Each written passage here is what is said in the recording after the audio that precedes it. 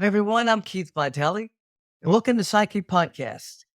In this episode, I'm going to teach you how to break into films. And I'm going to do a series of many episodes, but this first one is so important because it's the foundation. It's on how to hone and perfect your martial arts skills. Now, first, before we go any further, let's differentiate between a fighting stunt martial artist and a stunt man, stunt woman. Now, we know the classical stuntman is a person who's highly trained. They can do the car scenes, the car crashes, body burns, the high falls. And if this is something you want to do, then contact somebody in your area, a local stunt school, and then see if you can enroll with them and learn how to be a stunt person. Because you can imagine you just can't walk onto the set and be asked to do a high fall unless you're highly trained. Now, having said that, you can walk on the set as a highly trained martial artist and excel in a fight sequence. Now, most of the time, um, if you're interested in breaking into an action film, they've already got their stars cast. So what they need are the fighters to fight against the stars. And that's your job to make those stars look good. So what you want to do is be highly skilled, bring everything you can to the table because you have other people competing for the same job.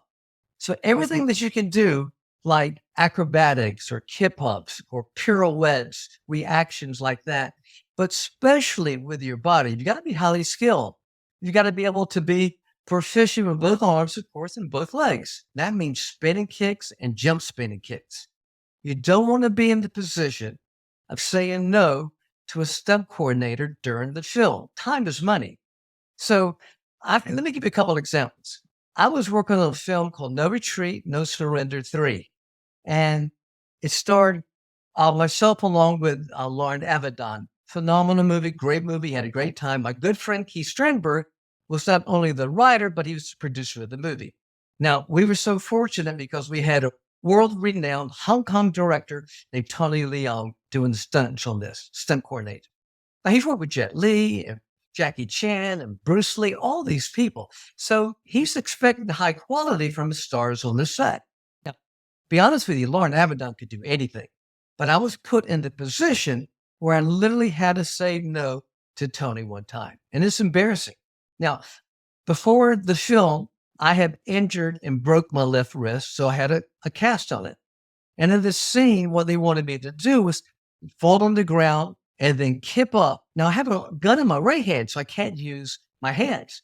So I have to use the back of my neck and kip up and continue the fight scene and shoot the bad guy. Now, I had to look at Tony Leon and say, I'm sorry, Tony, I can't do that. Unfortunately for me, I was the co-star of the film. I was hard to replace at that time. But you can imagine if it's you, it's your first film, and the director or stunt coordinator asks you to do a series of techniques, and your answer is, no, I can't do that. I'm not proficient with my left side. I'm better with my right side. I can't kick with this side. Oh, I'm better at this side. Well, you're probably going to be replaced.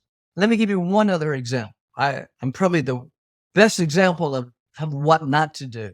I was doing a movie called Wheels on Mills with Jackie Chan. And in the scene, it called for me to slide up and hit Jackie Chan with a right-legged sidekick, or with a sidekick. Well, I'm very proficient on my right side, so I got right side forward. Sammo Hung, as the director, asked me to change sides. I had to look at Sammo Hung and go, sorry, I'm better with my right side, which is ridiculous. Don't ever be in that position. So because Sammo Hung replied, should I shut down the set, reposition all the cameras and the lighting and everything because you can't kick with your left leg?